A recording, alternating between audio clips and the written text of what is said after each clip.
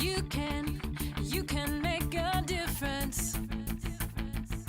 You can give hope to a child.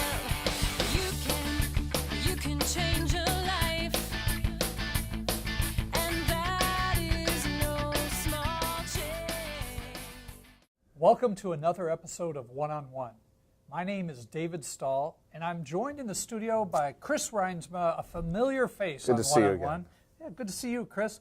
Well, we have an exciting new program from Kids Hope USA that's going to be launched and possibly in areas where you're at.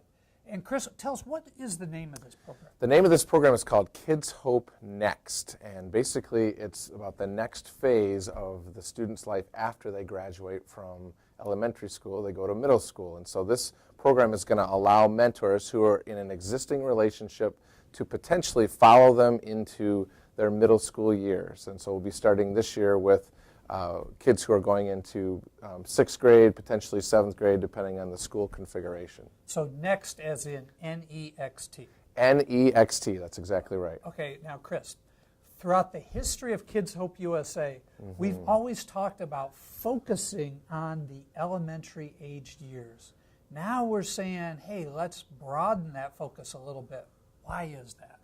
Well, Dave, there's some really good reasons why, and one of them is that we've done our job so well at the elementary level in forming these solid relationships. We have great data that shows a lot of these relationships are lasting multiple years, that a lot of these kids are now going into middle school and their mentors and the students don't want to stop being together. And I think it's just basically we're kind of a victim of our own success in some ways.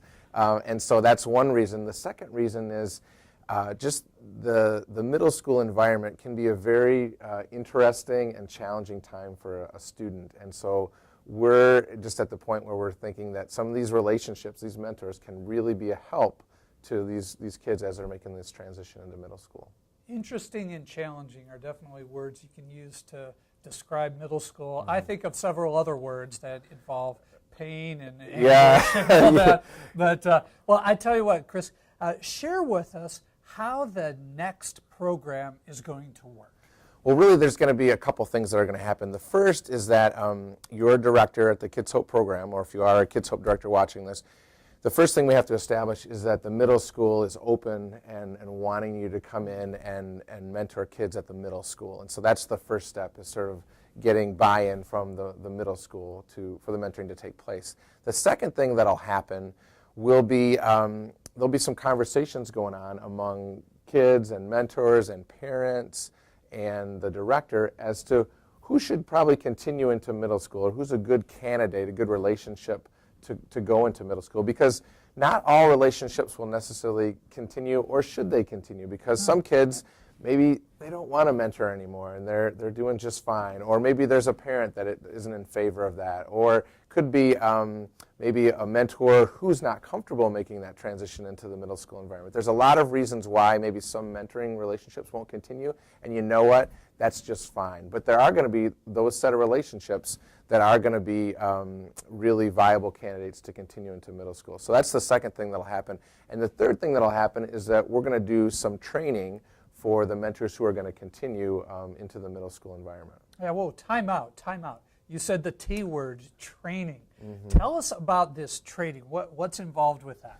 Well, the training is over the summer, any mentor who's going to be in the middle school environment, we're going to ask them to go through 3 online modules. And one of those modules is going to be just relationship structure and dynamics, kind of reviewing some of how the relationships are going to work in middle school, because they're going to be very similar. They're going to be one-on-one, things like that you'll be very familiar with compared to the elementary model. But there's also going to be some differences in terms of when you meet and where you meet and those types of things. So that'll be module number 1. The second module is going to be on this whole concept of early adolescence. These kids that are moving from that elementary school into the middle school environment, they're changing in so many ways. Their bodies are changing. The way they're thinking is changing. And we want to address some of those issues up front so that mentors feel comfortable understanding where the kids are developmentally and maybe some of the types of conversations and issues that they might be talking about in their mentoring time. And then the third piece is going to be talking about use of support materials from Kids Hope. And some of that may be curriculums that we're coming across. Some of it may be access to the website and the resources that are there, but we're going to try and walk mentors through what resources do they have available to them to sort of support the relationship and what they do during their time together.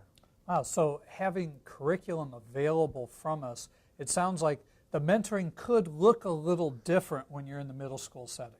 Absolutely, it could, and for good reason, again, because some of the curriculums that we've been exploring and looking at are well used across the country in different environments, but they deal with issues that are important and specific to the middle school age.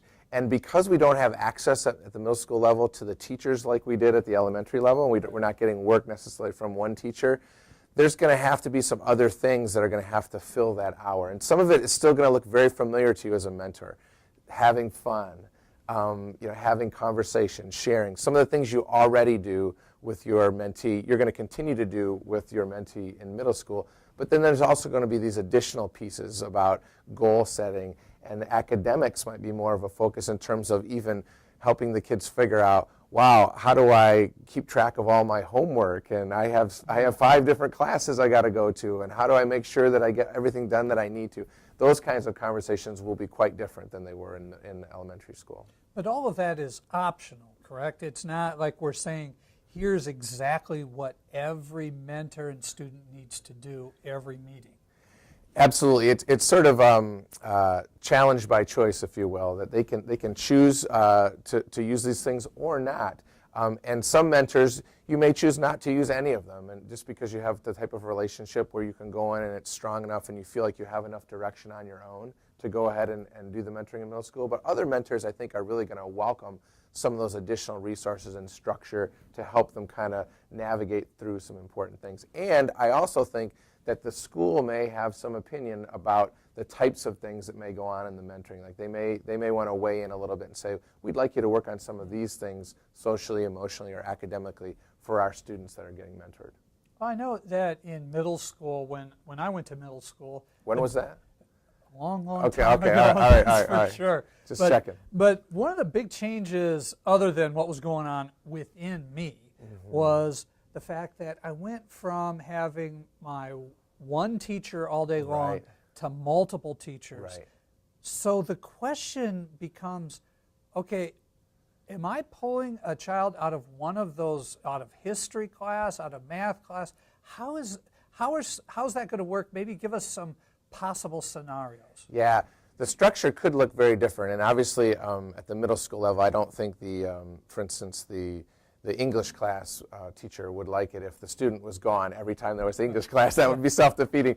So really what's going to happen is in conversation with the school, the director is going to work out when is the appropriate time that mentoring could take place. And for some programs, it's going to be over the lunch hour. Okay. Some programs also have kind of, they call it a 0 hour, where it's kind of an elective hour. And sometimes that takes place at the beginning of the day, sometimes it takes place at the end of the day, where kids sort of have an elective. And we've seen some programs even now that are using that elective hour where folks are mentoring during that hour. Okay. So all those kind of things are going to get worked out, but it's going to be specific to your particular middle school, because I don't think it's going to look the same in every place. Yeah, and it's probably a realistic expectation for people going in there that, keep a flexible spirit as far as how do we fit this in, because the relationship is the important thing, right? Correct. Okay, so now if I'm a director and I'm listening here today, what is my next step, Chris, as far as if I'm interested or whatever? Right. Well, as a director, you received an email a little while back from me just sort of telling you about the program. And basically, if you're interested as a director in moving forward with this, you simply need to contact me at the Kids Hope USA National Office. And then I'm going to begin a dialogue with you as a director to sort of figure out, okay, what's our next step in the situation that you're in particular. And one of the things that I think is really neat about this year is that we're able to give a lot of personal attention to the different programs who are going to step forward to do this. And that's by design. We want to do that so that we all get off to a good start together on this journey into middle school. Okay, so that's if I'm a director. If And if I'm not interested in it, I can just sort of press pause and not do anything? Yeah, absolutely. And if you're not interested, that's just fine as well. What we would ask you to do, though, is just to kind of keep tabs on Kids Hope Next. And you can follow it from afar because we'll be giving updates now and again. And maybe you'll be interested at a different time in the future. Or maybe not, and maybe your role is really just going to be to pray for the programs that are stepping forward into middle school and the mentors who are doing so. Okay, so that's directors. What about mentors? What if I'm a mentor watching today? What do I do? As a mentor, your first step is really going to be to go and have a conversation with your director because again, we're not the only ones making decisions here about how this happens. The school has a voice into it, the director has that voice, and so as a mentor, you can't make that unilateral decision. I'm just going to go ahead and do this because then you aren't really part of a program. You're just doing it on your own. And but the starting place will be a conversation with your director about, hey, I've been thinking about, this middle school mentoring thing. What do you think? I think that's a great way to start the conversation, and then you can begin to have that dialogue. Okay, so that's director, mentor. What about prayer partners? If you're a prayer partner, what do you want me to do? Prayer partners, I want prayer partners to be praying specifically for the launch of this in the fall and that we have the right mentors and mentees going into middle school. So I want prayer for that. And I also want prayer to open up the hearts and the minds of these principals that we'll be talking to from the middle school about what we're going to be able to bring to the students who are coming into their middle school. So prayers for that would be fantastic. Now, Chris, is this going to be in every corner of the country? This is going to be available to most of the country, and there's a couple spots where it won't be available, and particularly I'm talking about the state of Texas, and I'm talking about the Knoxville, Tennessee area. Now, why those two areas? Because of the tea thing, or what? No, it has nothing to do with that. It has nothing against people who live in the South. Really what it's about is we have really strong partnerships in those two areas of the country with big brothers, big sisters. And so because of those partnerships, they already basically have access to a middle school option for mentoring. And we'd like those programs to continue to take advantage of that rather than complicating matters with sort of reinventing the wheel, so to speak. Okay, great. So, Chris, we've covered a lot of ground today. And so the Kids Hope USA Next program is an optional program for churches, right? Correct. And it's a continuation program. We're not starting middle school relationships. It's as only existing relationships. As they progress. That's right. Wonderful.